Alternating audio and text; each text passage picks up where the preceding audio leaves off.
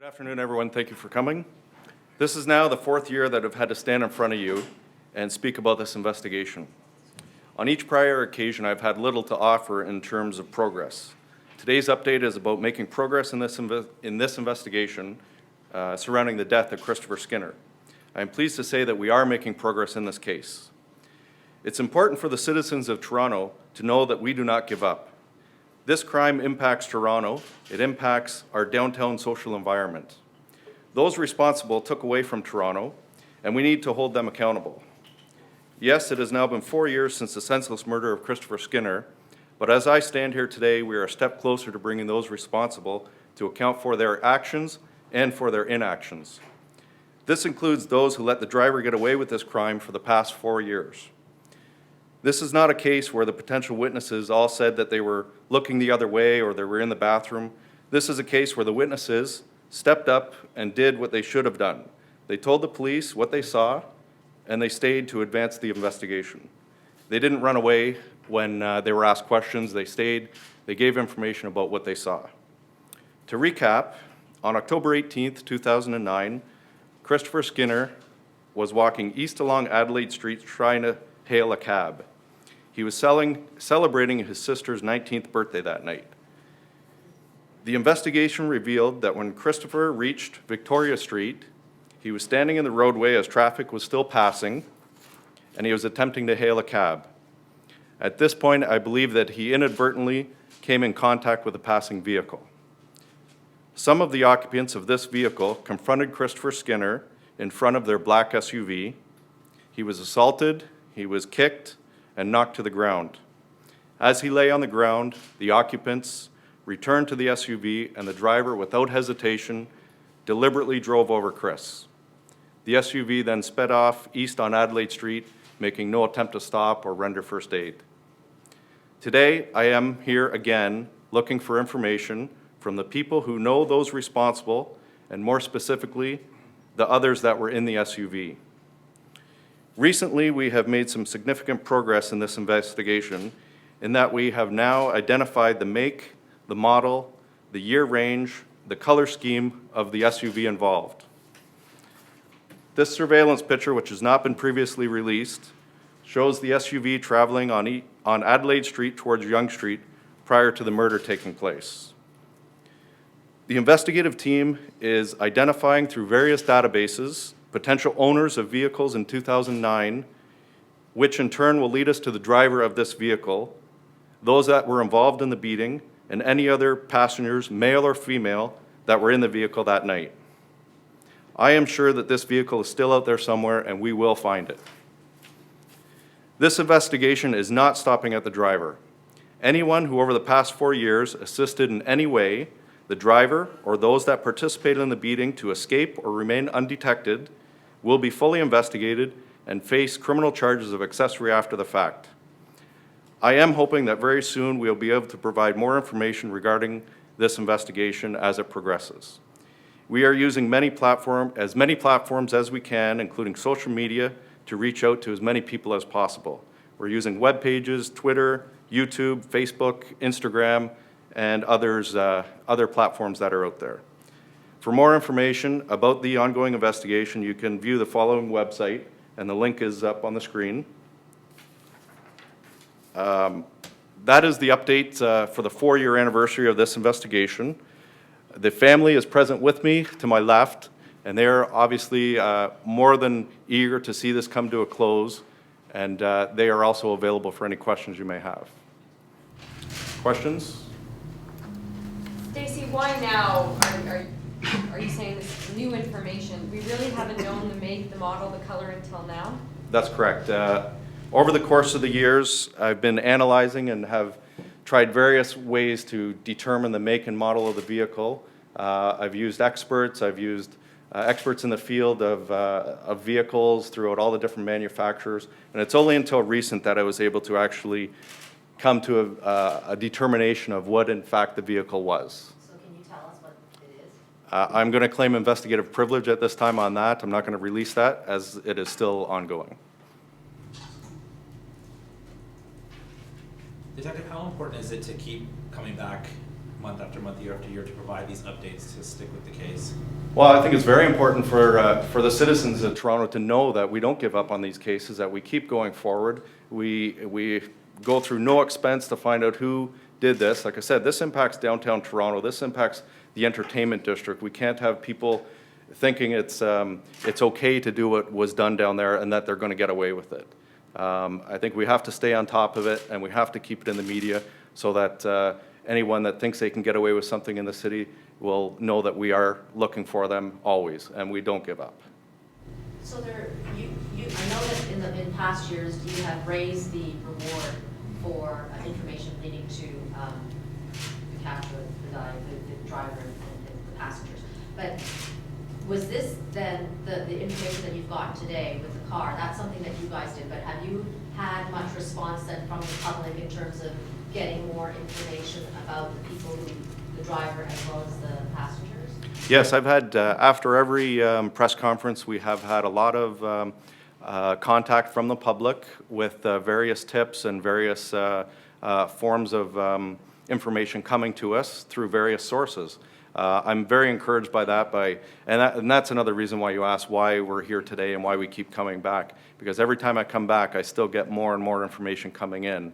And I'm hoping that this is going directly out to the people that were in the car. It's been 4 years. I still want to touch their hearts and come to them and say, listen, you were in that car that night. Come forward now. It's been 4 years. We're still around, and we're still investigating it. We're not going away. So to keep the pressure on, I'm going to keep coming back year after year after year. At this point, what is the reward at? The Toronto Police have had a $50,000 reward posted, and independently from that, the family has raised, I believe, $100,000 in an independent reward from the police. Thank you very much. Again, this information will be on the website. If there are any questions for the family, we can ask them to come to the podium.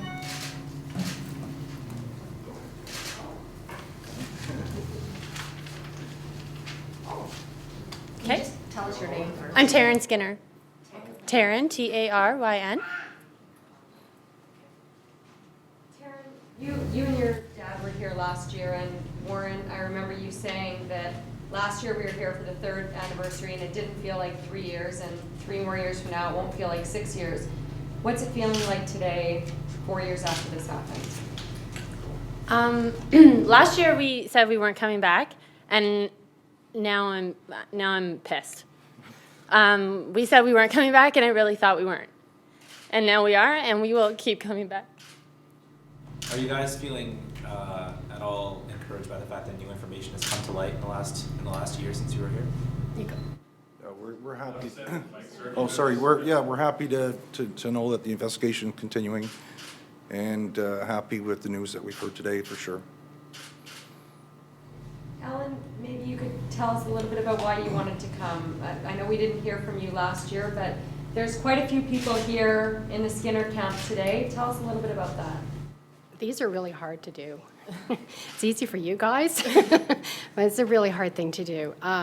I think I want to repeat what Stacy said. We just so much want you to know that the investigation is continuing and that they do have information, and he's very cagey, but he has more information. And we're very proud of him and his team. We're holding it together. Christopher is never forgotten, ever.